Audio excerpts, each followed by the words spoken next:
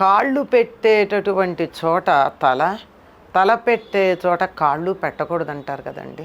కాళ్ళ వైపు తల పెట్టుకుని పడుకున్నందుకే కదా ఆ చిన్నాదేవి మీద కృష్ణదేవరాయల వారికి కోపం కలిగింది. అంటే కాళ్ళ వైపు తల పెట్టుకుంటే ఏం జరిగింది? తల వైపు కాళ్ళు వెళ్ళాయి. తను తల పెట్టుకునేటటువంటి చోట రాణిగారు కాళ్ళు పెట్టింది అనగానే వారు అలిగి మళ్ళీ ఆవిడ వంక చూడలేదని దాన్ని సమర్థించటానికే తిమ్మనామాచ్యుల వారు పారిజాతాపహరణం కావ్యం రాశారని మనకి చెప్తారు.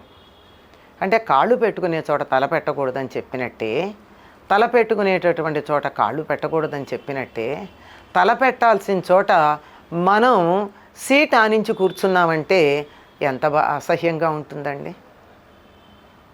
మనం కూర్చున్న ప్రదేశం ఎలా ఉంటుంది?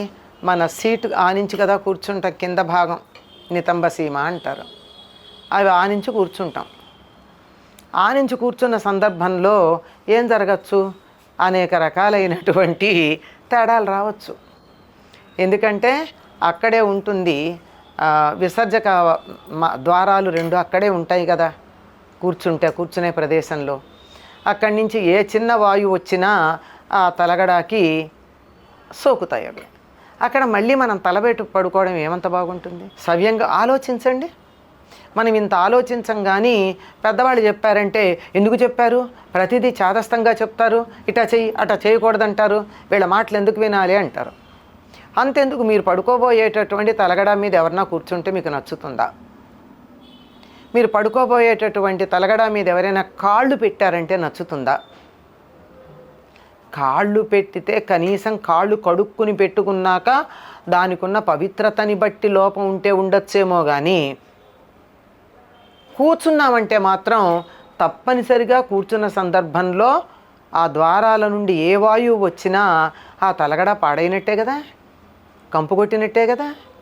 దాని మీద మళ్ళీ మనం తల పెట్టుకుంటే ఆ వాసన చూస్తూ అటువంటి వాయువునే మనం లోపలికి పీలుస్తూ ఉండడం ఏమంత సవ్యంగా ఉంటుంది? అందువల్ల తలగడ మీద కూర్చోకూడదు అని చెప్పారు. దాని పేరే తలకడ. తలవైపు కడ పక్కన, అంటే తల ఎక్కడ ఉంటుందో అక్కడ పెట్టేటటువంటి తలగడ. కావాలంటే కాళ్ళ కింద పెట్టుకునేందుకు వేరే వేసుకోండి. మీరు కూర్చోవడానికి మెత్తగా ఉండాలంటే కుషన్స్ దొరుకుతున్నాయి కదా రకరకాలు, కూర్చోవడానికి కుషన్స్ వేసుకోండి. అంతేగాని తల కింద పెట్టుకునేటటువంటి దాని మీద మాత్రం ఎట్టి పరిస్థితుల్లో కూర్చోకూడదు. ఆరోగ్యానికి మంచిది కాదు. ఆలోచించండి. ఆరోగ్యం మాట నుంచి మనకే వివరించి చెప్పాక అసహ్యం కలిగిందో లేదో ఆలోచించుకోండి.